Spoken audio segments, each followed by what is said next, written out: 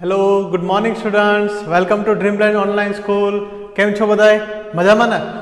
Okay friends, તો હવે આપણે જોવાનું છે ગ્રામરનો એક ટોપિક કે આપણે આગળના ટોપિકમાં જોયું હતું લાસ્ટ લેક્ચરમાં કે આપણે ટુ બીના ફોર્મ જોયા હતા, એટલે વર્બ ફોર્મ આપણે જોયા હતા. ક્યાં હતા વર્બ ફોર્મમાં? એના અલગ અલગ રૂપ હતા. ક્યાં હતા? વર્બ ફોર્મ એટલે ક્રિયાપદના રૂપ. તેમાં ક્યાં હતા? એક ટુ બીનો ફોર્મ હતો, એક બીજો ટુ હેવનો ફોર્મ હતો અને ત્રીજો કયો હતો? ઇન્ફિનિટિવનો ફોર્મ હતો. અને એ લેક્ચરમાં આપણે ગયા લેક્ચરમાં શું જોયું હતું કે ટુ બીના ફોર્મમાં બે મુખ્ય રૂપ હતા, બે મુખ્ય ક્રિયાપદ તરીકે હતા. ક્યાં ક્રિયાપદ તરીકે ટુ બી ફોર્મ યુઝ થાય છે? એક મુખ્ય ક્રિયાપદ તરીકે અને બીજું સહાયકારક ક્રિયાપદ તરીકે.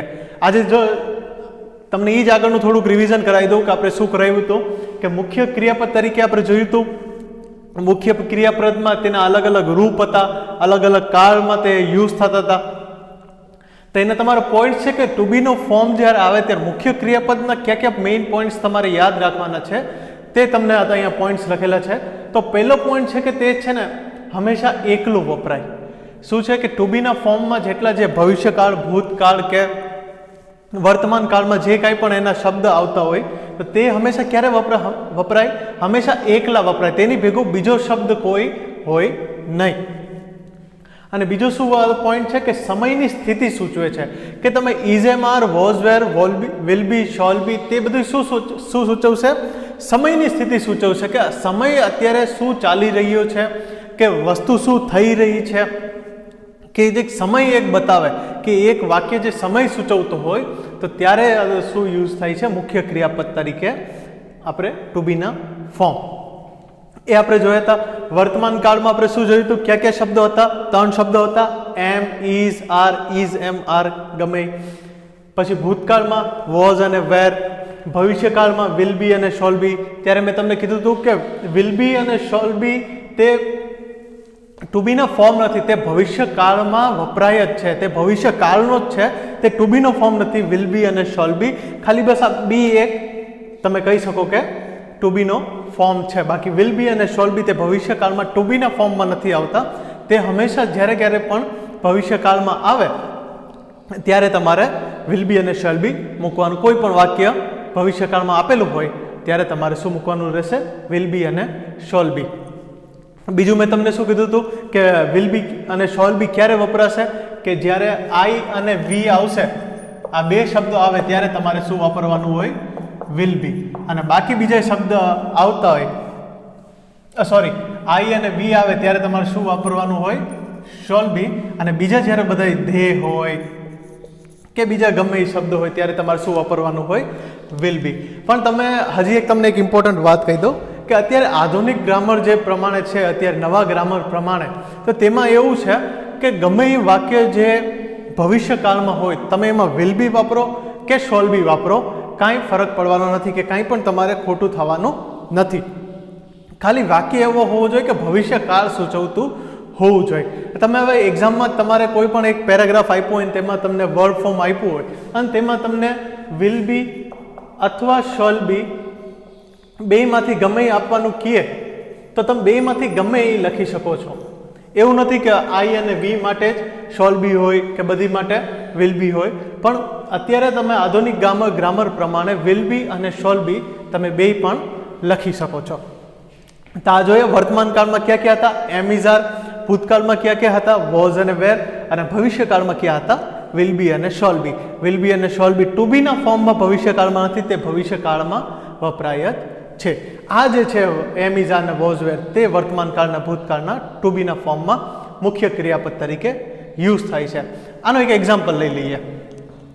આ એક તમારા માટે એક ટેસ્ટ લઈ લઈએ કે તમે આનો જવાબ આપો કે આમાં શું આપશે. હું તમને ઓપ્શન આપી દઈશ કે પેલો વાક્ય છે કે યસ્ટરડે માય ફાધર ખાલી જગ્યા આઉટ ઓફ સ્ટેશન. તો વાક્ય એવો છે, ગુજરાતીમાં તમને એનો ઉચ્ચાર કરું તો એમ કહે છે કે કાલે મારા પપ્પા ગામની બહાર કે શહેરની બહાર હતા. તો હવે આમાં શું આવશે? ઇઝ, વોઝ, વર કે એમ. હવે આમાં શું આવશે? હવે આમાં વાક્યમાં વાત શું કીધી છે? ભૂતકાળની વાત કરી છે. તો ભૂતકાળમાં કયા શબ્દો આવે? વોઝ અને વેર. જ્યારે એક વચન હોય ત્યારે વોઝ વપરાય અને બહુવચન હોય ત્યારે વેર વપરાય. તો અહીંયા તો એ ફાધરની જ વાત કીધી છે, એક જણાની. તો શું કહે કે યસ્ટરડે માય ફાધર ઇઝ આવશે. ઇઝ કેના માટેનું છે? વર્તમાન કાળ માટેનું છે. તો આ વર્તમાન કાળ તો દેખાતું નથી કે yesterday my father was out of station. તો આમાં શું આવશે? વોઝ. સમજાઈ ગયું friends? Yesterday my father was out of station, કે કાલે મારા પપ્પા શહેરની બહાર હતા. તો જે હતા તે એના માટે શું આવશે? વોઝ. પછી કે ટુડે ખાલી જગ્યા સન્ડે. હવે આમાં શું આવશે? એમ આવે, આર આવે, કે ઇઝ આવે, કે વોઝ? પેલા એ વાક્યમાં જોવો કે ટુડે એટલે આજની વાત કરે છે. આજની એટલે વાત કેવી થાય કે વર્તમાન કાળની વાત થઈ. હવે વર્તમાન કાળમાં ત્રણ છે. ક્યાં છે? એમ, ઇઝ અને આર. તો મેં તમને એમ, ઇઝ, આર ના મતલબ કીધા હતા કે ઇઝ એટલે છે, આર એટલે છીએ. તો આમાં શું આવશે? ટુડે ઇઝ સન્ડે, કે આજે સન્ડે છે. સમજાઈ ગયું?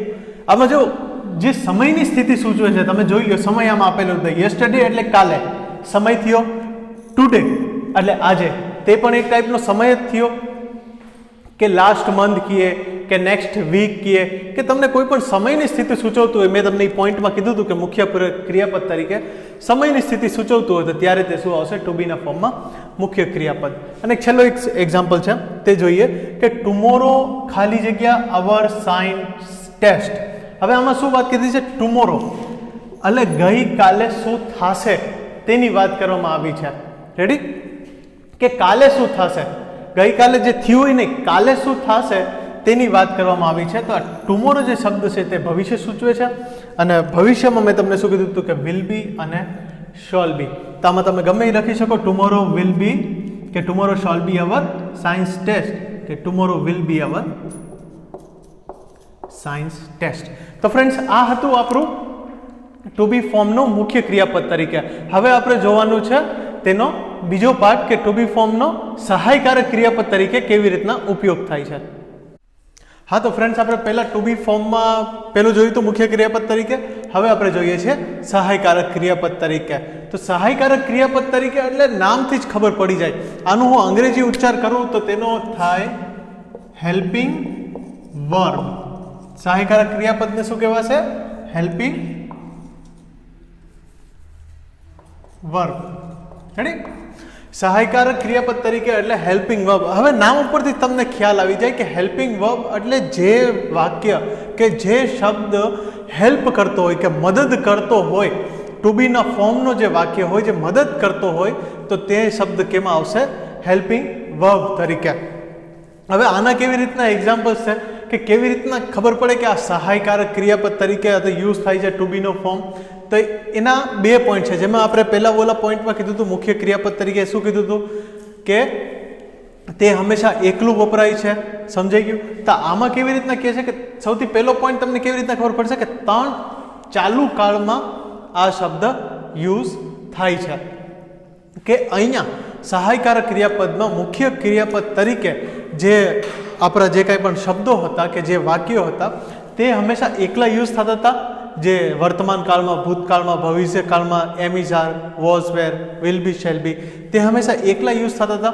તે અહીંયા એકલા યુઝ નહીં થાય. તેની સાથે હંમેશા ચાલુ કાળનો જે શબ્દ હોય છે તે હંમેશા હેલ્પમાં હોય છે. એટલે મીન્સ કે આ જે શબ્દ છે આપણા જે કાંઈ પણ ટુ બીના ફોર્મના તે હંમેશા હેલ્પિંગ વર્બ તરીકે યુઝ થાય છે.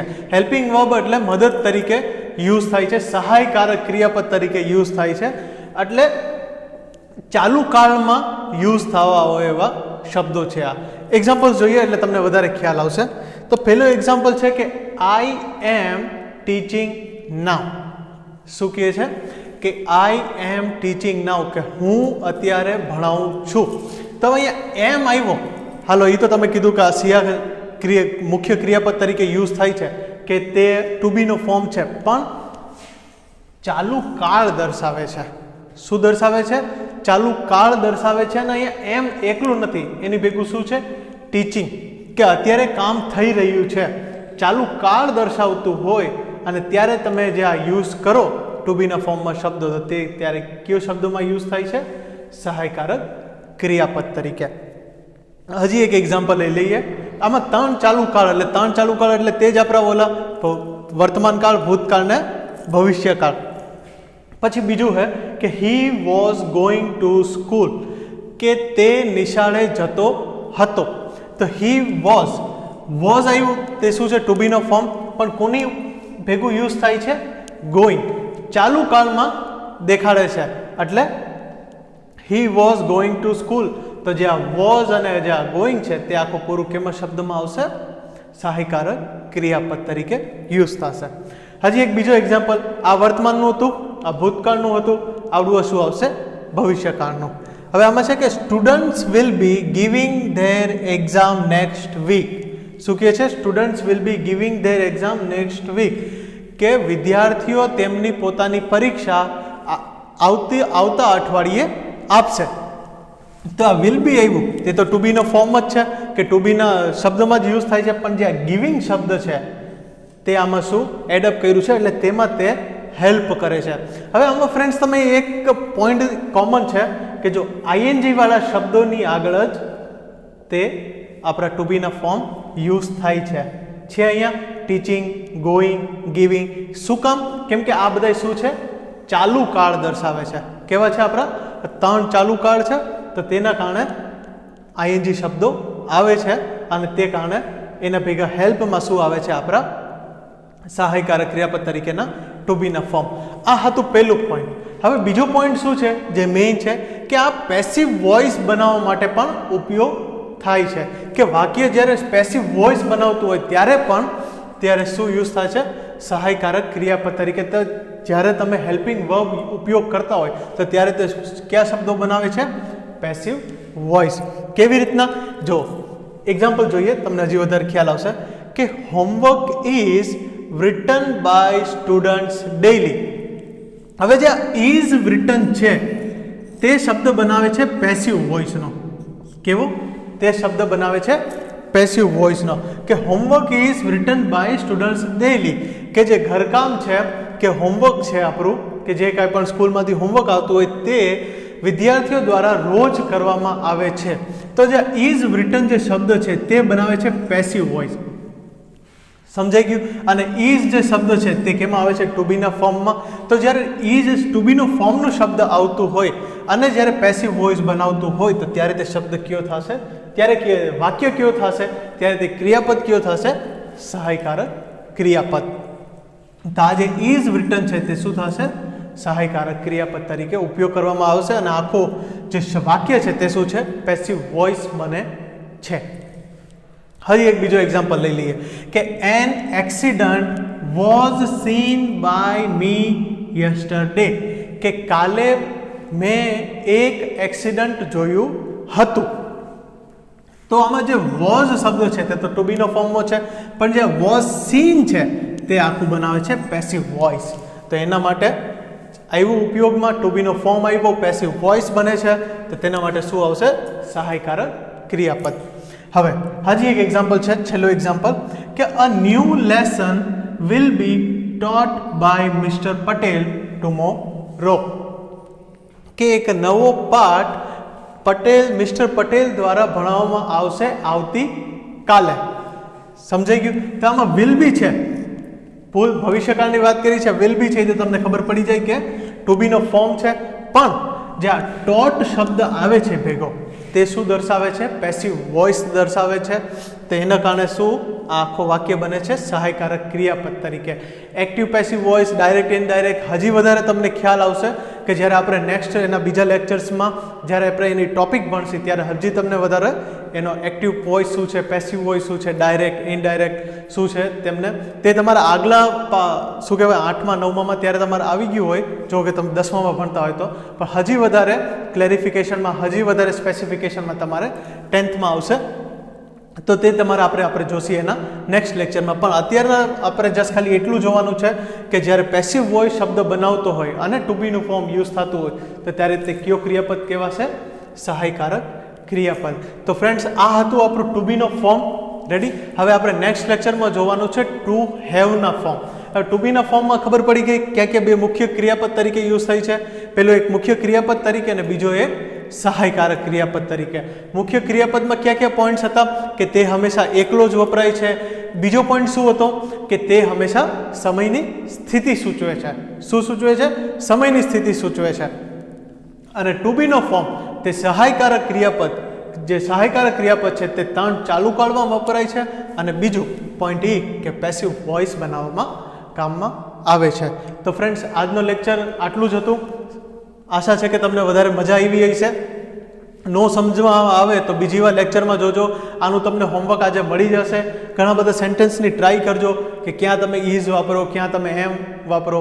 અને એક્ઝામમાં આપણે એવી રીતના જ આપેલું હોય કે એક ફકરો આપેલો હોય અને તેમાં તમને વર્બ ફોર્મ પૂછવામાં આવે કે આ કયો વર્બ ફોર્મ છે, તેના ઉપરથી તમારે વર્બ ફોર્મ લખવાના હોય છે.